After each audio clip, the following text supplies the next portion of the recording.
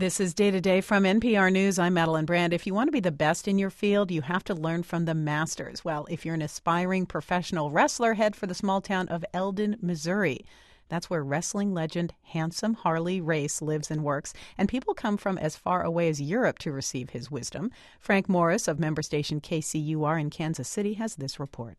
Cars and people are pretty sparse on South Maple, the main street in Eldon's quiet little business district. It seems an unlikely spot for a mecca of ritualized violence. But after work each night, muscular men gather at a storefront under a huge sign that reads World League Wrestling, the Harley Race Wrestling Academy.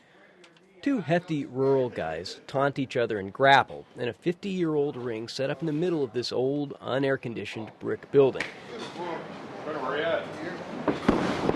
Above them, a big glass case holds a purple crown, a leopard fur-trimmed robe, and huge trophies. The walls are lined with pictures, newspaper stories, and title belts, all memorabilia from the long career of handsome Harley Race.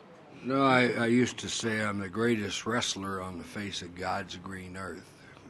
And for a number of years, they may not have liked it, but they couldn't disagree with it.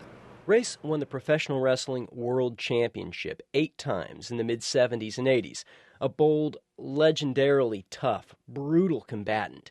Race was cast in this melodramatic world as a bad guy, a villain. For nearly 40 years, he battled the likes of Crusher Lazowski, Hulk Hogan, and Andre the Giant. 10 years ago, a serious car wreck ended his career. Now, at 62, he's scarred, stooped, and hobbled. A fatherly man who chain smokes Marlboros and teaches his students to hurt their opponents carefully. You're the other guy's caretaker. You can make it look as good as you can possibly make it look, but you're trying not to hurt somebody, physically maim them. That's why I'm such a stickler on cardio. Back up, jumping jacks. Come on. Come on, Anthony. Come on. As Race dabs sweat from his broad, tattooed forearms, two wannabe wrestlers go through the cardio portion of a tryout. One of them nearly throws up in the process. Just dizzy. My legs are woozy. I don't think I'm going to be able to hop up and down like that. Race says the vigorous workouts and bruising repetitive drills give his students substance that flashier modern wrestlers sometimes lack. And it goes right back to the basics. Shut up and wrestle. This advice may go against the grain, but one of Race's graduates has just ascended to professional wrestling's highest level. Trevor Rhodes recently signed a 3-year contract with World Wrestling Entertainment, performing as Trevor Murdoch. The windfall allows him to drive a new SUV and to rent a ranch-style house in Eldon. It's got cabinets, where our last house didn't have a lot of cabinets.